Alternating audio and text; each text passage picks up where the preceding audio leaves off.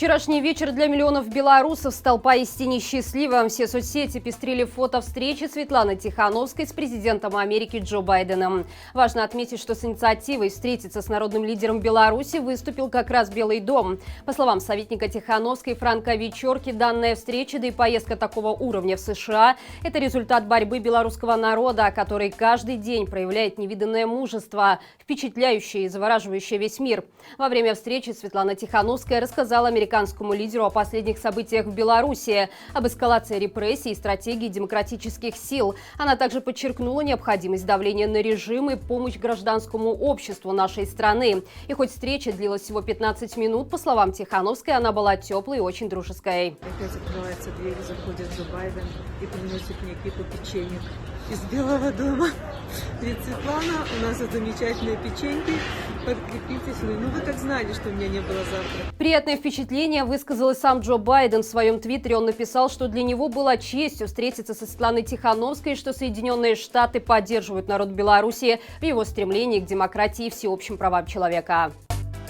Человек, ставший мемом, был задержан вчера в Минске. Речь про Сергея Миронова, которого в народе прозвали «хлопотное дельце». Сначала в его квартире провели обыск, а после его с матерью вывели из подъезда, посадили в автомобиль, увезли в неизвестном направлении. А уже сегодня жители Малиновки сообщили телеграм-каналам о том, что Сергей и его мама на свободе. Силовики забрали у них компьютеры и телефоны. Напомним, что это не единственное задержание Сергея. Ранее его уже дважды отправляли на сутки. Первый раз мужчину задержали во время акции солидарности около Дома правительства и присудили ему 15 суток. Второй раз Сергея Миронова задержали во время дворового марша и отправили за решетку уже на целый месяц. Мать Сергея тоже знает, что такое незаконное задержание, уже трижды отбывала сутки по народным статьям. Виновные в том, что не нарушали закон. Именно так можно понять главный посыл уведомления из Мингорисполкома о начале процедуры ликвидации направленного руководителю благотворительного проекта «Имена». Катерина Синюк получила документ, в котором указано, что причиной ликвидации стало неосуществление предпринимательской деятельности в течение 24 месяцев. То есть некоммерческое учреждение, которое не имеет права заниматься бизнесом, обвинили в том, что оно не получало прибыль.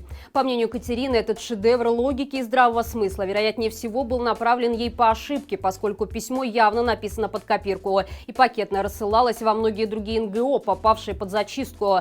В личной беседе чиновники сообщили руководителю «Имен», что причиной ликвидации на самом деле стала некая неустанная деятельность. Однако и к такой формулировке есть большие вопросы. Ведь для того, чтобы начать процедуру ликвидации, в организации должна пройти проверка. Но ничего подобного с именами не происходило. Проекту просто заблокировали все счета и таким образом создали правовую коллизию. Дело в том, что для начала ликвидации организация должна выплатить все деньги по благотворительным проектам, а также все зарплаты работникам. Но из-за заблокированных счетов, естественно, выполнить такое условие невозможно. Это ситуация про паралич, который уже происходит в госсистеме на уровне критичной стадии. Написала на своей странице в Facebook Катерина Синюк. Отметим, что проект «Имена» известен рядом инициатив, с помощью которых десятки людей, оставленных государством на произвол судьбы, смогли получить жизненно важную для них помощь.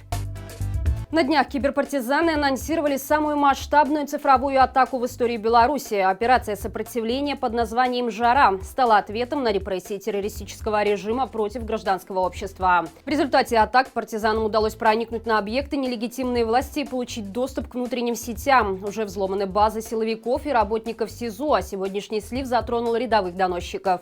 Речь идет о базе данных службы 102, в которой содержатся все звонки в милицию. В распоряжении киберпартизан оказались протоколы таких обращений и полная информация о звонивших. Несмотря на то, что пока обработана лишь малая часть полученных данных, уже можно говорить о том, что в базе содержится множество свидетельств о фальсификациях на так называемых выборах. Кроме того, особый интерес вызывают протоколы обращений Ебатик в августе прошлого года.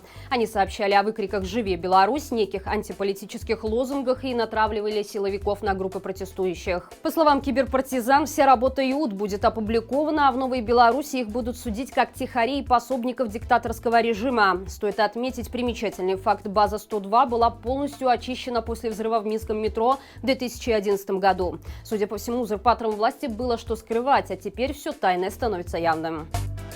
Режим не брезгует откровенным мародерством. Силовики врываются в дома свободных белорусов и забирают все, что привлечет их внимание. Как правило, технику и даже деньги. Все это происходит якобы в рамках неких уголовных дел, которые штампуются по одному лекалу. А потом люди, у которых отобрали личное имущество, узнают, что их вещи распродают в комиссионках. Так телеканалу Белсат стала известна история жителя Бреста, у которого в октябре прошлого года силовики забрали мобильный во время обыска. После этого мужчину осудили по статье об оскорблении представителя власти, а изъятое имущество постановили конфисковать как орудие преступления. Теперь телефон появился на сайте confiscat.by. Об аналогичных ситуациях в комментариях рассказывают многие белорусы. Например, на сайте торгового дома «Восточный», который принадлежит управделам нелегитимного, сейчас выставлено на продажу около 50 изъятых телефонов. В описании к товарам указаны уникальные идентификационные номера мобильных, по которым их владельцы узнают, что их вещи уходят с молотка. Телефоны продаются без зарядных устройств, некоторые из них запароленные. Судя по всему, в кубышке диктатора уже не осталось золотого запаса для его преданных красавцев. Вот и приходится сбывать награбленное, чтобы протянуть еще немного. И к информации для тех, кто в ближайшее время собирается в Украину. Страна-соседка ужесточила правила въезда для иностранцев, в том числе и для белорусов. Теперь, чтобы попасть в Украину, при себе нужно иметь сертификат о вакцинации. Причем вакцину «Спутник» Украина не признает. Попасть в страну можно также с отрицательным ПЦР-тестом или антиген-тестом, сделанным в течение 72 часов после приезда в Украину. В противном случае приезжающий обязан отбыть 14-дневную самоизоляцию. Новые правила вступят в силу уже через 7 дней.